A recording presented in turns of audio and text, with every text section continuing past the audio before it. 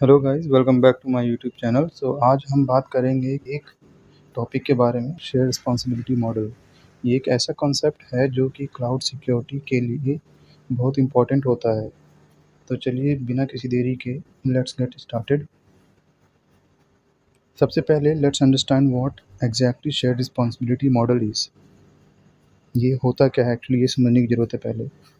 तो जब आप क्लाउड सर्विस यूज़ करते हो तो सिक्योरिटी का रिस्पॉन्सिबल सिर्फ क्लाउड प्रोवाइडर की नहीं होती है, बल्कि आपकी भी होती है, मतलब जो यूज़र है उसका भी होता है। इसलिए इसे शेयर्ड रिस्पॉन्सिबिलिटी मॉडल कहा जाता है। इस मॉडल को 2 कंपोनेंट में बेसिकली डिवाइड किया गया है, क्लाउड प्रोवाइडर की रिस्पॉन्सिबिलिटी और कस्टमर की रिस्पॉन्सिबिलिटी। क्लाउड प्रोवाइडर इंफ्रास्ट्रक्चर के लिए रिस्पॉन्सिबल होता है, जैसे कि हार्डवेयर हो गया, सॉफ्टवेयर हो गया, नेटवर्किंग हो गया, फिजिकल डेटा सेंटर हो गया, इन सब की सिक्योरिटी। तो पहले बात करते हैं कि क्लाउड प्रोवाइडर की रिस्पॉन्सिबिलिटी के बारे में। क्लाउड प्रोवाइडर इंश्योर करता है कि आपका जो डेटा है एकदम सिक्योर रहे एक पर्टिकुलर इंफ्रास्ट्रक्चर पे, जो कि एक पर्टिकुलर डेटा सेंटर पे स्टोर्ड है। तो ये इंफ्रास्ट्रक्चर जो है फिजिकल सिक्योरिटी, नेटवर्क सिक्योरिटी और हाइपरवाइजर लेवल सिक्योरिटी को इंक्लूड करता है अपने में।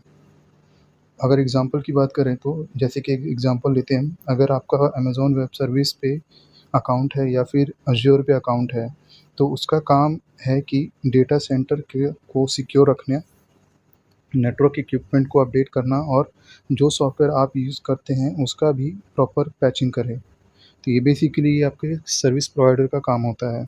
अब बात करते हैं कि कस्टमर की रिस्पॉन्सिबिलिटी क्या-क्या होती है, जो इक्वली बहुत ही ज़्यादा इम्पोर्टेंट है। आपको अपनी data encryption, access control policies, network configuration का ध्यान रखना होता है। तो ये जो है कस्टमर की रिस्पॉन्सिबिलिटी में आता है बेसिकली। फॉर इंस्टेंस, अगर आपका S3 बकेट पब्लिक है और आपका एक्सेस कंट्रोल ठीक से नहीं चल रहा है मतलब, तो डेटा लीक होने के चांसेस बढ़ जाते हैं। इसलिए इट्स क्रूशियल कि सिक्योरिटी बेस्ट प्रैक्टिस फ़ॉलो करें, जैसे कि स्ट्रॉन्ग पासवर्ड होना चाहिए, रेगुलर ऑडिट होना चाहिए, एन्क्रिप्शन, डिक्रिप्शन का प्रॉपर अरेंजमेंट होना चाहिए। तो चलिए एक रियल वर्ल्ड एग्ज़ाम्पल देखते हैं, जैसे कि 2017 में एक लार्ज स्केल डेटा ब्रीच हुआ था, जहाँ पर एक कंपनी ने अपना क्लाउड इंफ्रास्ट्रक्चर को सिक्योर किया था, लेकिन कस्टमर साइड पर एक सिंपल मिसकॉन्फ़िगरेशन की वजह से लीक हो गया। ये इंसिडेंट हमें ये सिखाता है कि शेयर्ड रिस्पॉन्सिबिलिटी मॉडल को समझना और फॉलो करना कितना ज़रूरी है। तो अब हम आपको कुछ बेस्ट प्रैक्टिस बताना चाहते हैं, जो आप अपने क्लाउड एनवायरनमेंट में इम्प्लीमेंट कर सकते हैं और अपने डेटा को सिक्योर कर सकते हैं फ्रॉम यूज़र एंड। तो सबसे पहले हमारा होता है डेटा एन्क्रिप्शन होता है। हमेशा आप डेटा को एन्क्रिप्ट करना, चाहे वो रेस्ट में हो या ट्रांज़िस्ट में, मतलब कि आपका डेटा हमेशा सिक्योर होना चाहिए। रेगुलर ऑडिट होनी चाहिए, टाइम टू टाइम अपनी क्लाउड इंफ्रास्ट्रक्चर और कॉन्फ़िगरेशन को ऑडिट करें।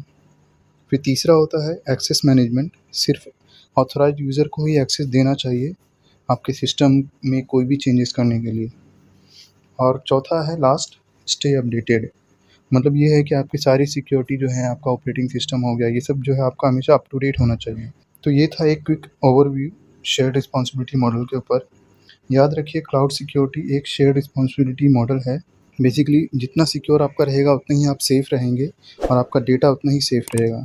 अगर आपको ये वीडियो हेल्पफुल लगे तो इस वीडियो को लाइक ज़रूर करें। Thanks for watching and see you in next video.